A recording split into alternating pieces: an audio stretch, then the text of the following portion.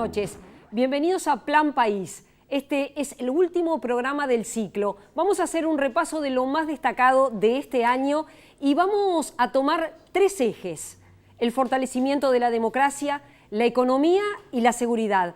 Vamos con un primer informe y ya está Gerardo Caetano para empezar la conversación.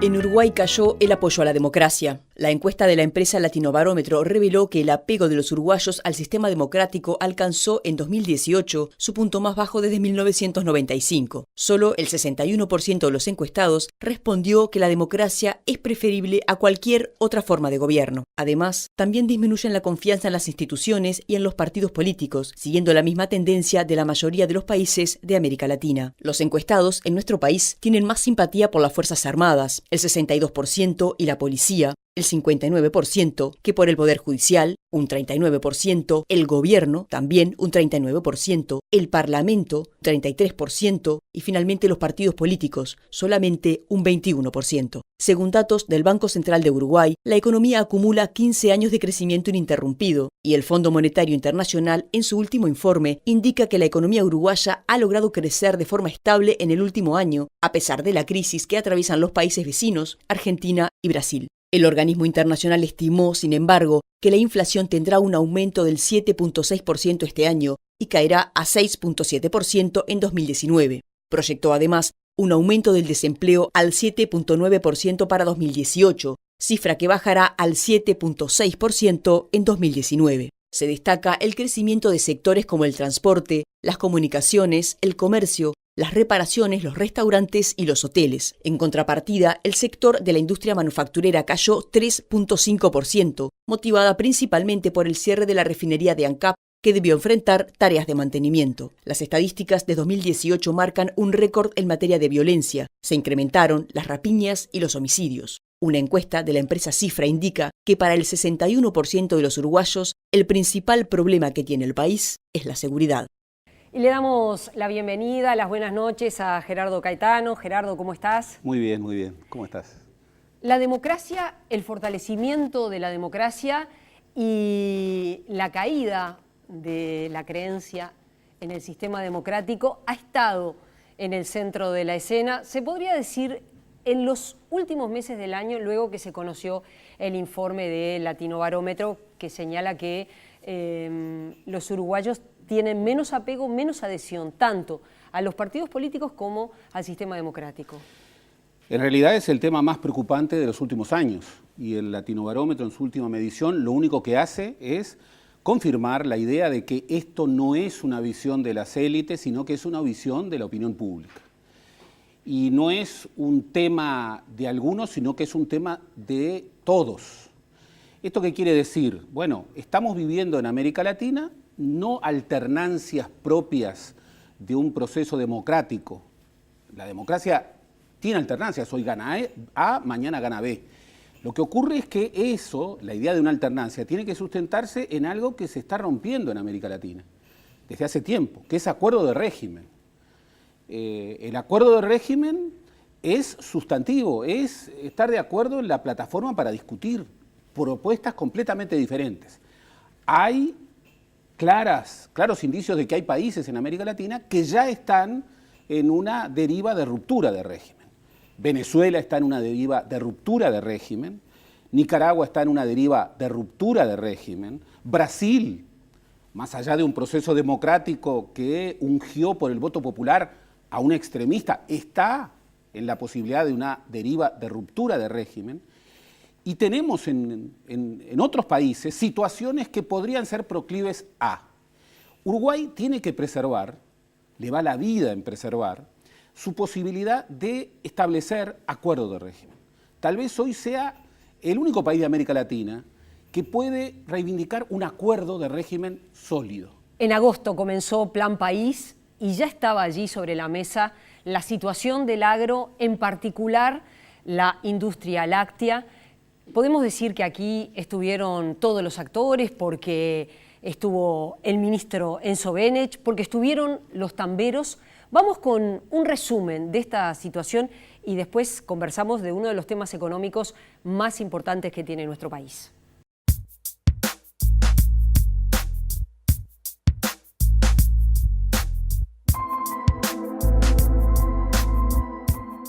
Gran parte del sector agropecuario atraviesa dificultades que afectan en forma diferente a los productores según su escala. Yo diría que hay una dificultad general en el país de alto costo intrínseco de Uruguay y de un alto costo relativo, además ahora con Argentina y Brasil, que es importante, que afecta prácticamente a todos los sectores.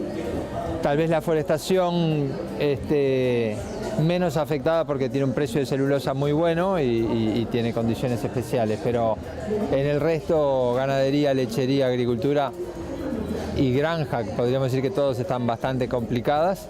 Venimos de una crisis demasiado larga, ¿no? Hace 3 años por lo menos que estamos en dificultades importantes, con rentabilidad, muchos momentos rentabilidad negativa y algún momento empardando nomás.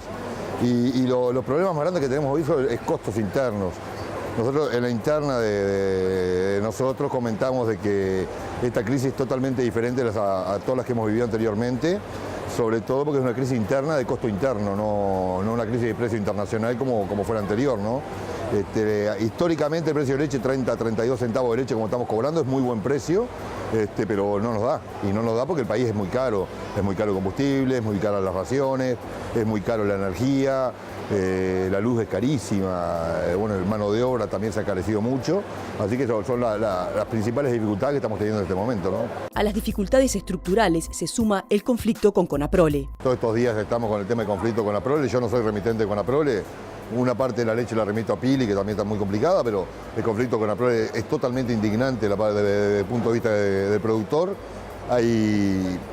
La gran mayoría de los empleados con Conaprole cobran mucha más plata que el productor chico, ¿no? Y termina siendo indignante con aumentos de sueldo para los empleados que podrás discutir que está bien o no, pero con baja del precio de leche, ¿no? Hace 4 años que no suben el precio de leche productor y el sueldo viene aumentando todos los años. La producción ovina ha descendido paulatinamente hasta los 6.5 millones de cabezas, la cuarta parte de lo que fue en su momento de esplendor. El rubro ovino, como tú bien decías, ha descendido, viene descendiendo de años a esta parte por varios motivos.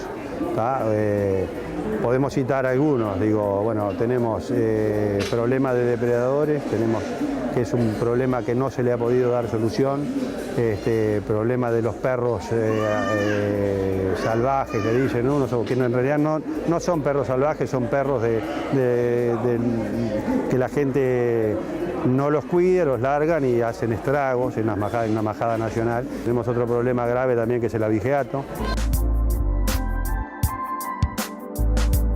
Yo creo que la infraestructura vial es una de los temas más importantes a atender. También podríamos hablar de electrificación rural, que quedan pocos lugares, pero algunos quedan, y ni hablar de la conectividad.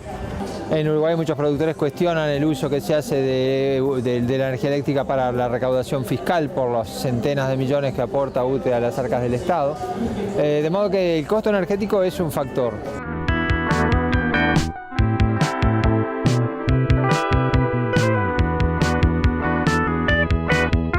Yo entiendo y respeto que las gremiales rurales pidan menos presión tributaria, es normal. Yo me revisé los discursos del Prado, de una institución que tiene más de 100 años, y en épocas de bonanza y en épocas de crisis los planteos son bastante parecidos, ¿no? Menos impuestos, aparece en épocas puntuales el tema cambiario, el achique del Estado. A ver, a mí no me molesta, yo creo que cada uno está defendiendo sus intereses. Lo que sí, insisto, hagámoslo con respeto. Porque se habló mucho hasta el otro día hasta la extranjerización de la tierra. Yo soy descendiente de inmigrantes. Y hay unos cuantos acá, pero también hay migración desde Uruguay al resto de los países. En Paraguay había más de 2 millones de hectáreas en manos de uruguayos, se fueron de acá. Y nosotros recibimos acá, y no hace mucho, muchos empresarios argentinos que fueron los del boom agrícola. Es decir, el mundo hoy está globalizado, las puertas son de vaivén, se van y se vienen, Entonces, creo que en ese escenario es donde tenemos que ponerle, yo creo que mucho sentido común, mucho conocimiento y mucho respeto también, no hacer diagnóstico tremendista porque le hacemos mal a la gente. Cuando hay dificultades y la actividad agropecuaria es una actividad de cielo abierto, yo estuve en Salto donde productores de producción intensiva tuvieron granizada con diferencia de 6 meses y perdieron todo. Entonces, yo no puedo pedirle que esté alegre y contento. Un productor agrícola que planta soja y que no cosechó nada, ¿y cómo va a estar contento? Y así sucesivamente, puedo poner el ejemplo que quiera. Entonces, por eso yo el otro día en el discurso insistí mucho con el tema de la esperanza. Yo creo que hay que tener esperanza, que no hay que ser tremendista. Aquí se habló, y no hace mucho, del corte de la cadena de pago, que obviamente que se siente la falta del dinero que genera nuestra agricultura y nuestro principal cultivo, y yo no tengo ninguna duda, los pueblos en el interior está complicado. Ahora, no hay corte de la cadena de pago, ¿no? Estamos en un momento sumamente complicado. No podemos, por cualquier cosa, realmente ser sumamente intransigente por cada cosita. Creo que acá la lechería la sacamos todos empujando. Bueno, la situación del agro ha sido particularmente compleja durante todo este año. En particular decíamos la industria láctea, pero no solo la industria láctea. Sí, recordemos, este año empezó en enero, cuando, digamos, los actores están en un receso, pero hay movimientos. Empezó en enero con el movimiento Un Solo Uruguay, que fue un golpe fuerte, que luego se diluyó porque yo creo que generó, bueno, manipulaciones de orden político partidario, o interpretaciones equívocas. Para algunos, bueno, fue un factor de grieta, pero lo que expresó, y luego lo expresaron otros movimientos, es que la situación del sector agropecuario, en muchos aspectos y en muchos actores, el sector agropecuario no es un todo uniforme, pero hay sectores del agro que están en una situación crítica. Y si hay un ejemplo particularmente revelador, es la situación nada menos que de los tamberos. Yo siempre que hablo de los tamberos, lo primero que pienso es en la cultura del trabajo. Dudo que haya un trabajador más fuerte, alguien que tenga un culto, una cultura del trabajo más firme que un tambero. Y los tamberos hoy, y eso es algo que a uno lo conmueve, están combinando una modernización de su tecnología muy firme, no hoy, sino desde hace muchos años, que los hace muy competitivos, pero al mismo tiempo están viviendo altibajos terribles en términos de precios. Y hay números estremecedores, lo señalaban los tamberos que vinieron a nuestro programa. 130 productores, la mayoría de ellos pequeños y medianos, dejan el sector, dejan de ser tamberos por año. Y allí, una cultura que está vinculada con una red de solidaridad, como hay pocas en el Uruguay, se destruye, porque en muchas ocasiones ese tambero no va a volver y sus hijos no van a volver. Entonces, hay que tener mucha decisión en advertir lo que está ocurriendo. Cuando Conaprole está en cuestión, bueno, está en cuestión uno de los elementos rectores no solamente del sector agropecuario, sino también de la red solidaria del país. Aquí tuvimos a Enzo Benech. Enzo Benech no solamente habló del sector tambero, del sector lácteo, habló de, bueno, ciertos actores, y esto hay que insistir, es muy importante en el sector agropecuario no confundir, bueno, a grandes productores, muchos de ellos partícipes de consorcios de capital internacional, en medio de una revolución agropecuaria que hoy tiene problemas de rentabilidad en algunos de los aspectos. No hay que confundir a ellos con pequeños y medianos empresarios. Y tampoco hay que confrontar campo-ciudad. Cuando el Uruguay aceptó esta ruptura entre el campo y la ciudad, le fue mal al campo y le fue mal a la ciudad, le fue mal al país en su conjunto. Gerardo, hacemos una pausa y seguimos repasando los destacados 2018 en Plan País.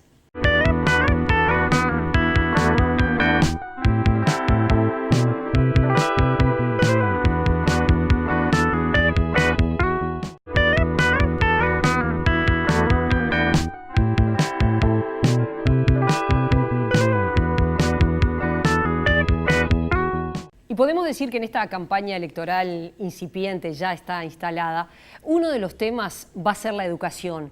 Y precisamente la educación y uno de los mayores problemas, la deserción educativa, estuvo en Plan País. Gerardo, fue un tema muy trascendente. Y allí contarle a la teleaudiencia y recordarle cuando estuvimos en la obra del Padre Mateo, estuvimos conversando con algunos jóvenes que se fueron del sistema y luego regresaron. Y es el caso de Jessica de León.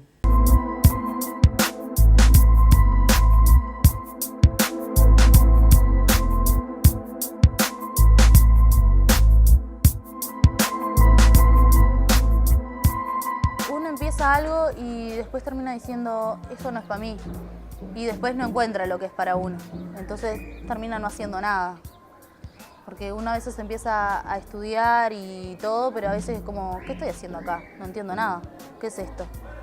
Y es como muy difícil poder seguirlo, en especial sin apoyo. ¿Sin apoyo de la familia? Sí. Sin apoyo de la familia o de algún amigo, por lo menos, que tengas que te dé para adelante. Los centros educativos deberían de cambiar eso, digo, yo lo veo. Y yo que sé, que las clases sean un poco más interactivas, por así decir, que sean como más divertidas, no sé, como que busquen, que no sean tan pesadas. A veces hay materias que son muy pesadas y son difíciles. Yo, por ejemplo, no sé sacar apuntes. Yo hasta el día de hoy tengo 22 años y no sé sacar apuntes.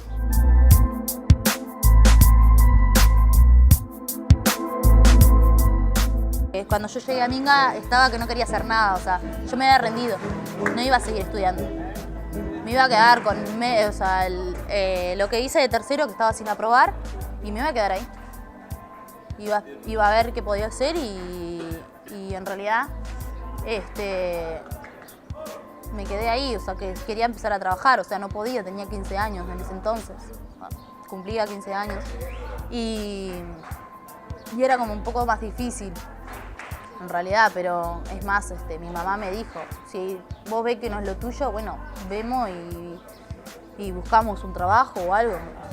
Intentó apoyar dentro de lo que ella podía, porque en realidad a veces para un padre también es difícil, ¿no? Yo qué sé, a veces cuando uno no tiene determinados métodos o medios, o yo qué sé, hay pila de gente que lo único que tiene es la escuela, o a veces ni siquiera la escuela aprobada. Entonces, el querer ayudar es lo mejor, pero a veces uno no sabe, o sea, los papás normalmente no saben cómo poder ayudarte, siendo que no tienen los métodos necesarios como para darte una mano. Ellos por más no estudiaron. Claro, por más que ellos no y tengan todas las ganas y toda la voluntad de poder ayudarte, a veces no pueden.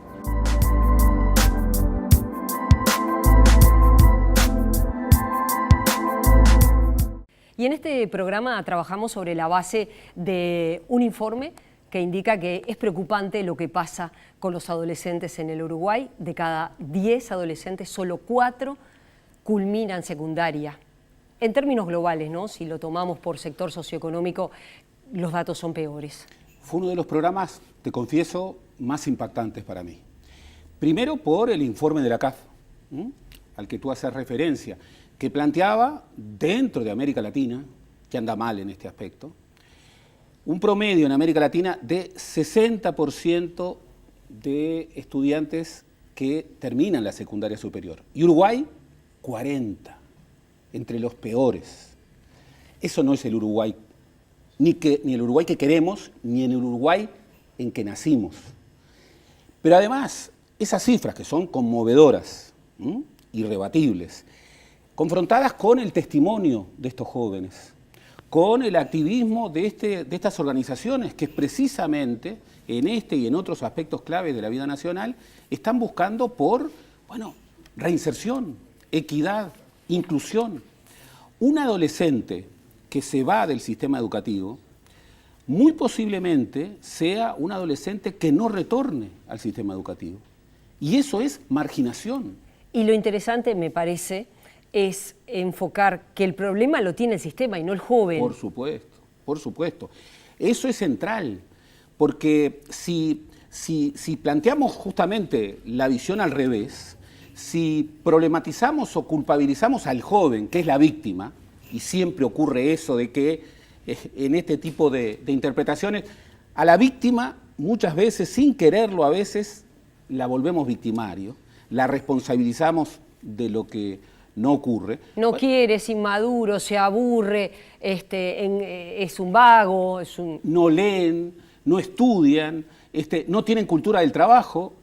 Muchas de esas sabidurías convencionales instaladas, muchos de esos sentidos comunes, bueno, son marginalizadores y al mismo tiempo son responsabilidades estrictas del sistema educativo. Por eso, tal vez el hecho de que ningún partido, ni ningún grupo, ni ninguna coalición pequeña tenga mayoría parlamentaria respecto al tema educativo sea un indicio de que, bueno, finalmente en el tema educación va a haber un acuerdo fuerte, exigente, interpartidario. Y tal vez eso nos permita advertir que el sistema debe sufrir reformas estructurales y que esas reformas estructurales no se resuelven en un gobierno, en 5 años de gobierno, sino que tienen que tener una visión por lo menos a 10 años y que tienen que construirse sobre acuerdos entre partidos, con los docentes, en base a proyectos sociales, pero acuerdos.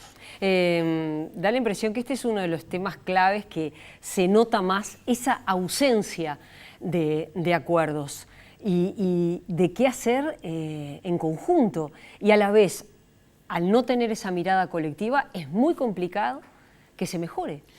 Y sin embargo, yo te cuestionaría esa percepción. A ver. Porque yo creo que en materia de libreto respecto a lo que hay que hacer, hay una mayoría abrumadora, y estoy incluyendo aquí a los docentes, hay una mayoría abrumadora que coincide en un rumbo fundamental, sobre el 90% de lo que hay que hacer.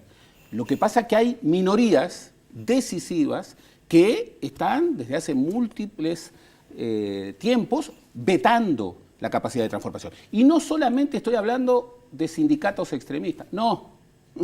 Me cuesta mucho hablar mal de sindicatos, yo estoy siempre a favor de los sindicatos, pero este es un asunto de la República y es un asunto que le va a la vida. Si yo quiero luchar por una sociedad más justa, si no cambio la educación, estoy luchando por una sociedad más injusta. Acá se juega la justicia, la inclusión, el futuro, el desarrollo del país.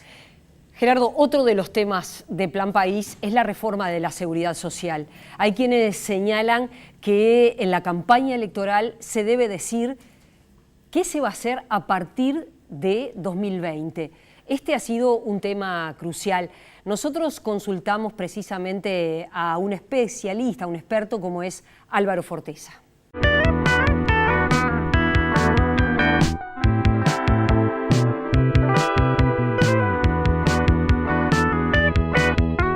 Los expertos coinciden en que el país tendrá que encarar cambios en su sistema de seguridad social, en parte debido a factores naturales, como el aumento de la esperanza de vida y la baja tasa de natalidad. La reforma de la seguridad social aprobada en el año 2008 amplió beneficios y facilitó el acceso a la jubilación a miles de uruguayos, pero el financiamiento de este sistema es insostenible en el largo plazo. En Uruguay seguramente habría que afectar a la baja los beneficios, lo cual políticamente es muy difícil. Digo esto porque además, si uno lo ve en una comparación internacional, Uruguay es un país que tiene contribuciones ya muy altas, altísimas. Para los estándares latinoamericanos son muy altas. Estamos en estándares europeos, con un país que, bueno, estamos relativamente bien, pero tampoco somos Europa, ¿no? Uno de los parámetros que se pueden afectar es la edad mínima de jubilación, que hoy es de 60 años. Yo no soy particularmente partidario de atacar este parámetro porque creo que existe una opción más gradual que simplemente tiene que ver con ajustar las jubilaciones a la edad de jubilación sin poner necesariamente un mínimo demasiado alto. Es decir, yo puedo lograr un efecto similar al que lograría aumentando la edad mínima de jubilación, bajando la jubilación a edades bajas. Esto es, reducir la tasa de reemplazo, es decir, el porcentaje de jubilación que se recibe en base a los aportes de los últimos años será menor. Si hoy en día uno tiene a los 60 años de edad una tasa de reemplazo con 30 años que andan en el 45, una cosa por el estilo, probablemente con el cambio demográfico que ha habido haya que reducir esa tasa de reemplazo si decidimos mantener los 60 años. Otra opción, obviamente, es decir, a los 60 directamente no le doy nada, no se jubila, y hay que esperar a los 62, a los 63, a los 64. Son dos maneras de hacer más o menos lo mismo. Yo creo que es más flexible aquella que sin aumentar la edad mínima, lo que ajusta es la tasa de reemplazo. Estos ajustes, en los aportes, la edad de jubilación o la tasa de reemplazo, se deberán hacer en algún momento si se mantiene el actual sistema. Estos son sistemas que requieren ajustes periódicos que son muy difíciles políticamente de procesar. Son tan difíciles que en general todos los países, incluidos los desarrollados, las mejores democracias, los más estructurados, solamente hacen la reforma cuando la situación, el agua les llega al cuello, cuando ya es costosísimo socialmente dejar de hacerla. Pero ya eso es tarde. Usualmente las hacemos tarde, ¿sí? Porque el costo político de hacerlo a tiempo es muy alto. Implementar otro sistema no parece viable en la actualidad.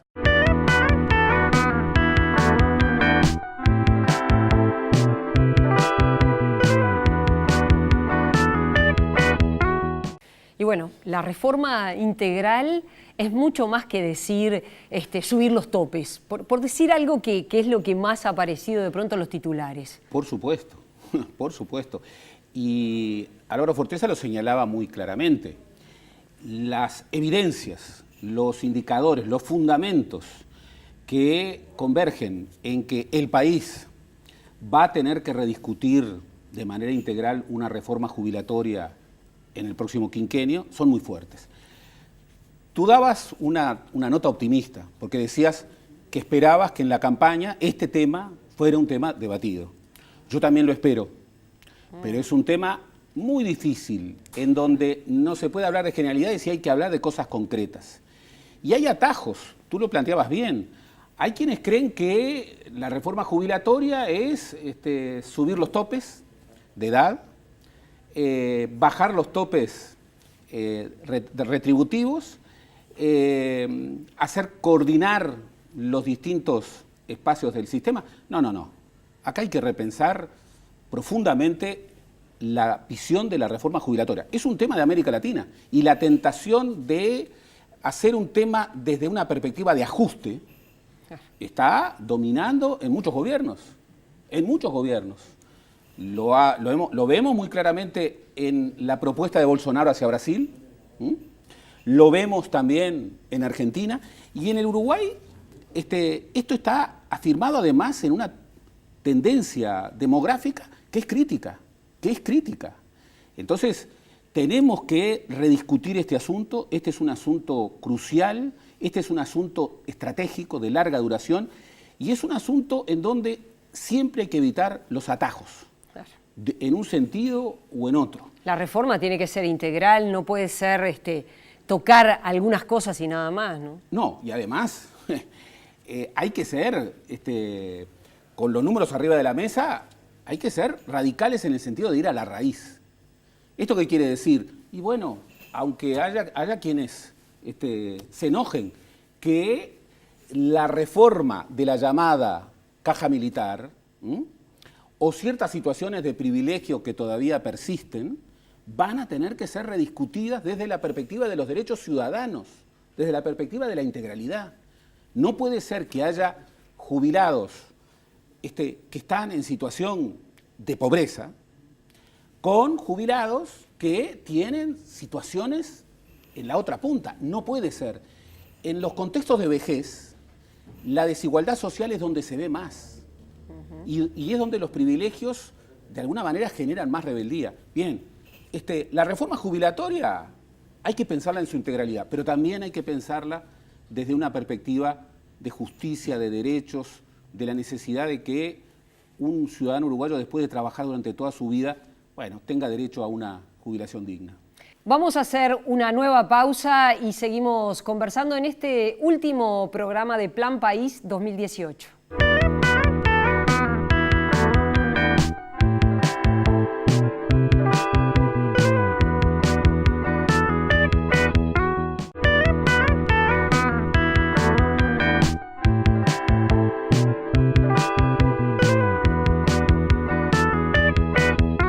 Y otro de los temas que estuvo, no podíamos dejar de tratarlo, es la violencia hacia las mujeres. Las cifras de este 2018 también son muy malas, son impactantes, y conversamos en particular esta ley integral que se pone en funcionamiento en este 2018, que se aprobó en 2017, que hay todo un debate en torno a si tiene o no tiene los recursos para poder aplicarse.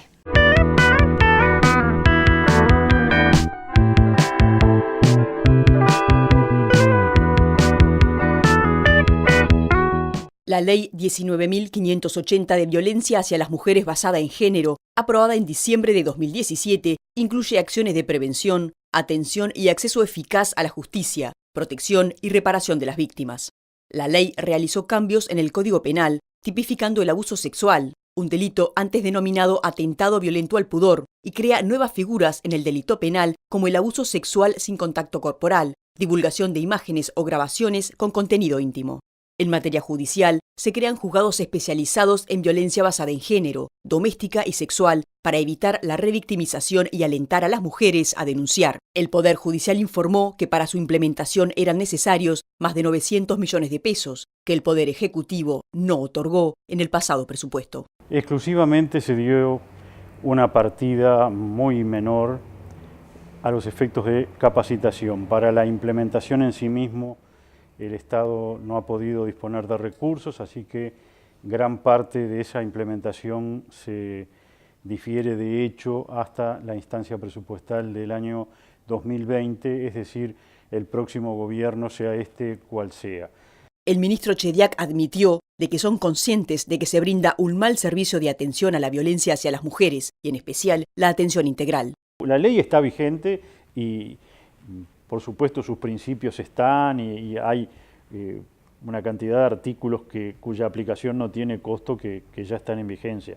El problema es ese servicio centralizado que incluso abarcaba lo penal, que se quería dar en un solo juzgado a los efectos de agilitar la solución de esta problemática. Nosotros esa parte no estamos en condiciones de implementar.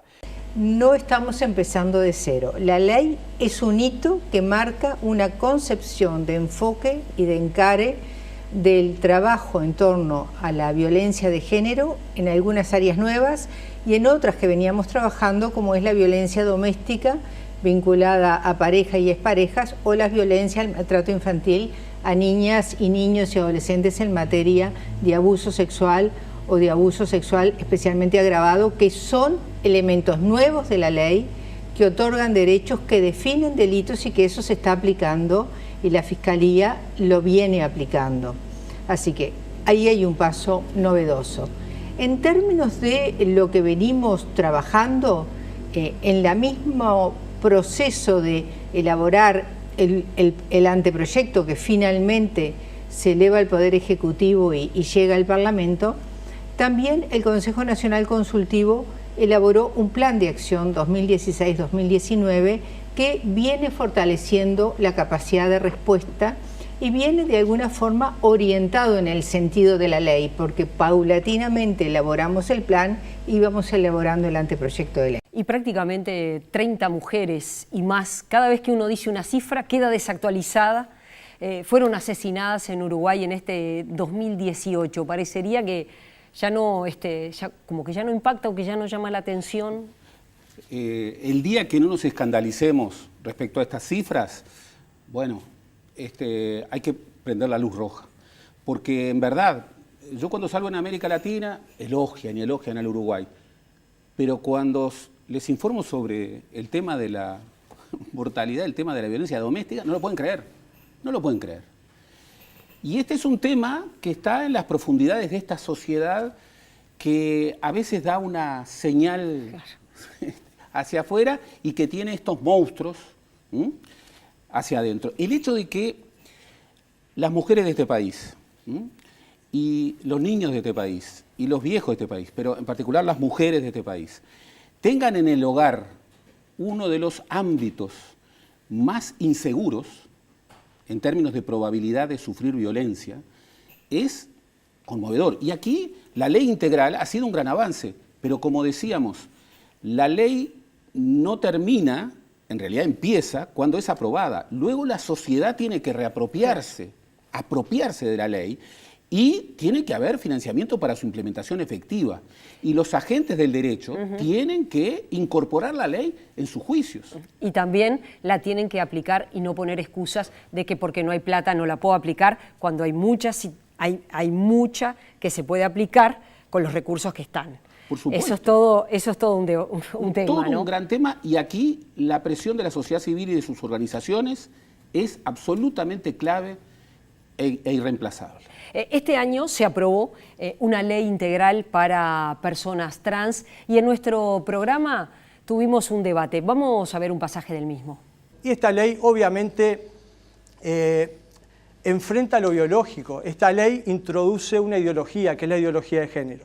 Como está redactada la ley, hace referencia a 3 conceptos: artículos de la Convención de los Derechos del Niño, y habla de la autonomía progresiva, en realidad derechos que están consagrados. Si uno sabe cuáles son esos conceptos, sabe que ningún menor de 12 años podría generarse sin el consentimiento de sus padres ningún aspecto quirúrgico, porque es lo que está redactado. Bueno, Gerardo, este tema de la ley integral para personas trans, que ha desatado también críticas a su aprobación, que trata de hacer justicia con un colectivo que históricamente ha sido postergado, maltratado. Bienvenida a las polémicas. Nosotros aquí tuvimos una polémica fuerte, una polémica donde hubo argumentos de un lado y del otro, donde los televidentes pudieron ser informados y optar. Lo que no cabe la menor duda es que cuando uno habla de la población trans, está hablando de un grupo pequeño, pero de uno de los grupos más marginados y que vive en las peores condiciones de nuestra sociedad.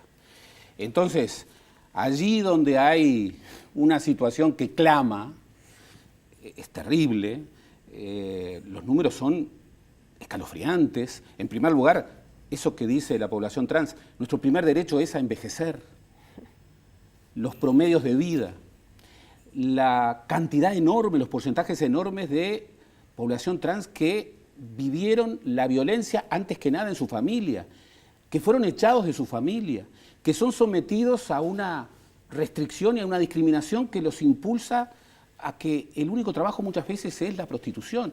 Bueno, por supuesto y bienvenida. Tenemos que pensar estos temas, primero desde un pluralismo. Y cuando hablamos de pluralismo, claro que es un pluralismo moral. El hecho de no abrogarse, ningún actor, el monopolio de la moral y no querer definir la situación de otros que tienen una visión moral distinta en relación a una moral que se cree santificada, que se cree única, que se cree universal, el hecho de que un Estado democrático reconozca un pluralismo moral es algo muy importante, pero sobre todo que lo reconozca en discusión, en el debate parlamentario, desde la perspectiva de los derechos, no para restringir, no para disciplinar, sino en la perspectiva de los derechos. Y aquí nuevamente la apropiación de la ley por la población afectada, pero además por las organizaciones de la sociedad civil, sigue siendo un factor decisivo.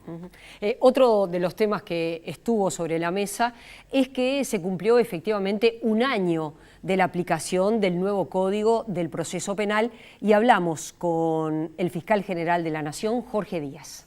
El objetivo primario de la reforma era ayornar la legislación nacional a la Constitución de la República y a los tratados internacionales de derechos humanos que el país suscribió y ratificó y que estábamos incumpliendo flagrantemente. Ese es el primer objetivo. El primer objetivo de la reforma es en el plano de los derechos y en el plano de las garantías, en una sociedad democrática que no estaba cumpliendo con su agenda de derechos. Uruguay tenía una agenda de derechos muy ambiciosa en los derechos de segunda y tercera generación. Es más, se pavoneaba por el mundo con su agenda de derechos de segunda y tercera generación y no estaba cumpliendo con los derechos de primera generación, que es el derecho a tener un juicio justo, un debido proceso ante un juez imparcial. No estábamos cumpliendo con eso. Ese es el objetivo primario de la reforma.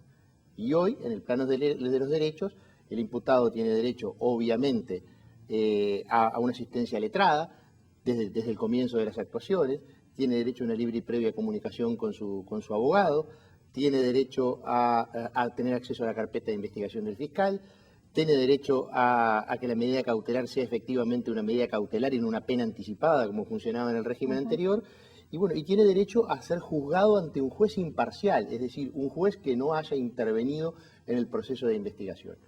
Eso son mandatos constitucionales y de los tratados internacionales de derechos humanos que no se cumplían y que ahora se están cumpliendo. Eso es un salto cualitativo importante. Y respecto a la víctima. La víctima, que era el gran olvidado del proceso penal.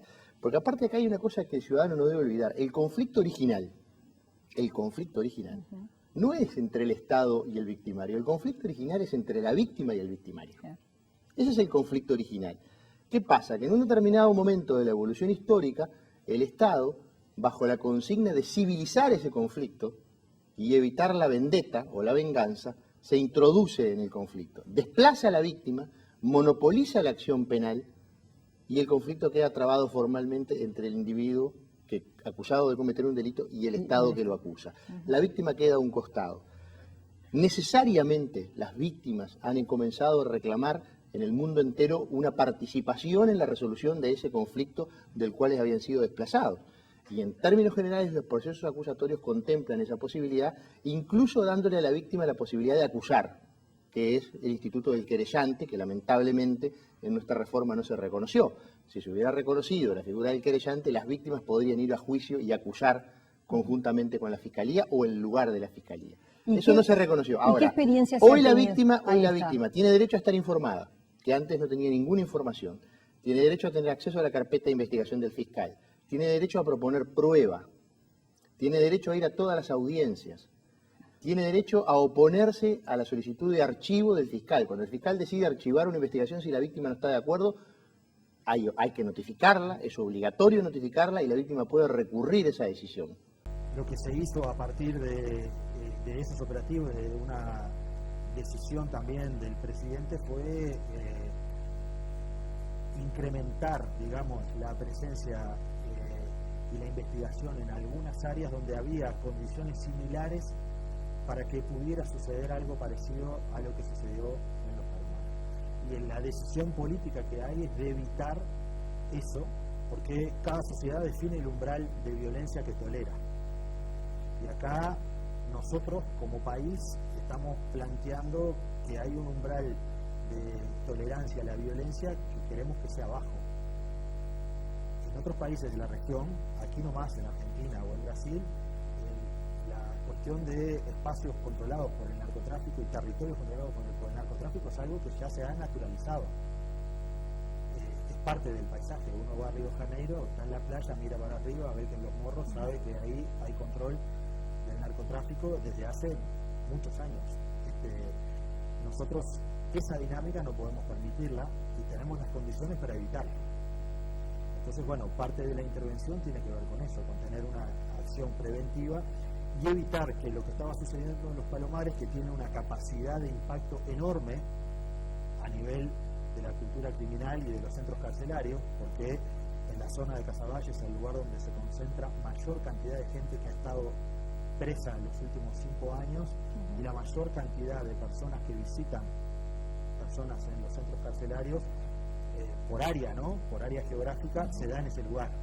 Por lo tanto, cualquier cosa que pase ahí tiene un impacto enorme y rápido, porque la capacidad de emulación del mundo criminal es alta, y si algo funcionaba ahí, se iba a trasladar a otros lados. Entonces, la intervención drástica de intervenir en ese lugar, con todo un plan muy sistemático de articulación del Estado, pero que, repito, no fue una decisión del Ministerio, porque las cosas tienen su origen y esta es la historia, y yo estoy hablando de que ahora estamos finales de octubre y más o menos por esta fecha, no tengo la agenda a mano, pero por esta fecha, pero hace un año fue esa reunión que yo le di.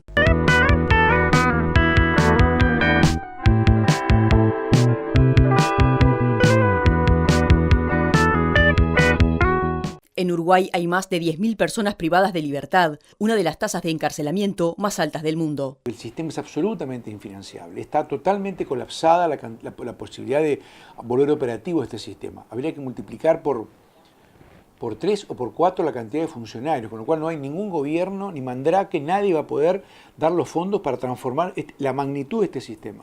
Entonces, el cambio pasa por otro lado.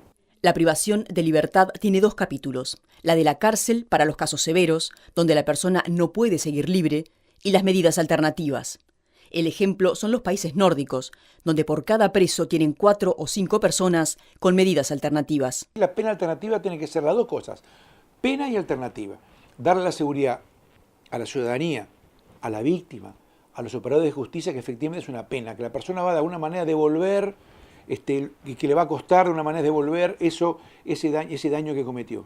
Y alternativa en el sentido que no va a estar en la cárcel. Puede ser tratamientos ambulatorios, tratamientos para sus adicciones. Un alto porcentaje de todos los jóvenes, que son la mayoría de los presos, llegan a la cárcel por temas de drogas. Las penas alternativas pueden ser eso, pueden ser trabajos comunitarios y presencia, pero vigilados y continentados. Hay 30 cárceles en el país, con dimensiones y situaciones muy diferentes. A grosso modo, hay un tercio del sistema que ofrece oportunidades de rehabilitación. Hay un tercio que ofrece pocas e insuficientes oportunidades de rehabilitación. Y hay un tercio del sistema que está muy mal y que tiene condiciones que yo califico de crueles, inhumanas o degradantes, porque es como una pendiente, cualquiera que se coloque ahí va para abajo, es inevitable degradarse allí por las malas condiciones que hay. Cada año se liberan de las cárceles entre 6.000 y 6.500 personas con las cuales convivimos a diario. Se estima que entre 6 y 7 de cada 10 presos son reincidentes. La cárcel, así como está planteada, no parece ser parte de la solución.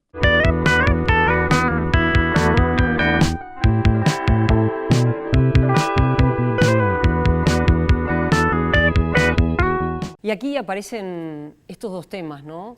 El problema de las cárceles como un problema de seguridad pública, la aplicación del nuevo Código del Proceso Penal al que no se le puede atribuir todos los problemas, ni que hablar que tiene la seguridad de nuestro país.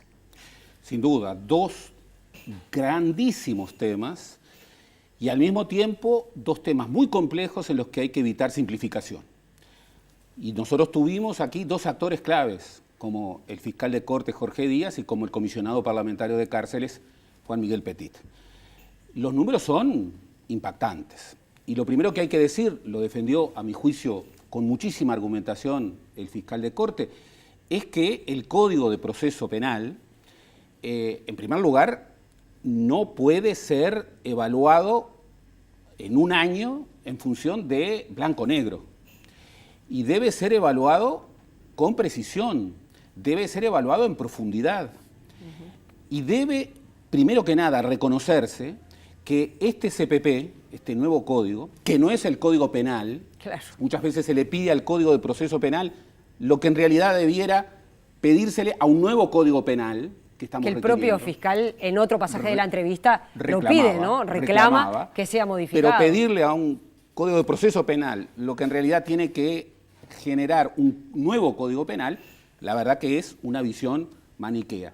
Pero luego, reconocer que lo primero que hace este Código de Proceso Penal es ajustar algo en lo que el país estaba incumpliendo. El país estaba incumpliendo tratados vinculantes que forman parte del Estado de Derecho a partir de prácticas judiciales que no incorporaban eso que el Uruguay se había comprometido a hacer.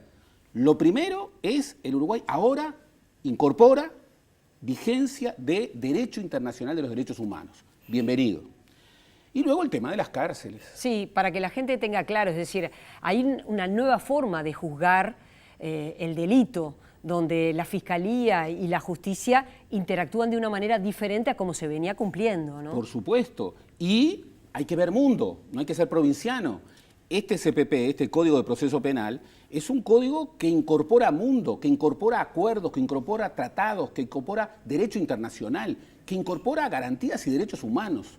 Entonces, las visiones simplificadoras, maniqueas, que en apenas un año quieren responsabilizar a este código de los problemas de la seguridad en general, son visiones que, bueno, tal vez haya alguien que pueda creer que son elementos que les pueden dar algún voto más.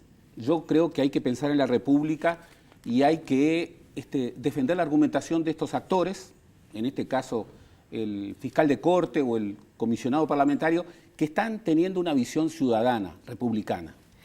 Gracias, Gerardo. Y bueno, ya en la despedida de este año 2018, deseándoles un muy feliz 2019 y nos comprometemos a volver, nos animamos a decirlo, en marzo de 2019. Gracias, Gerardo. No, gracias a ti y gracias a la teleaudiencia.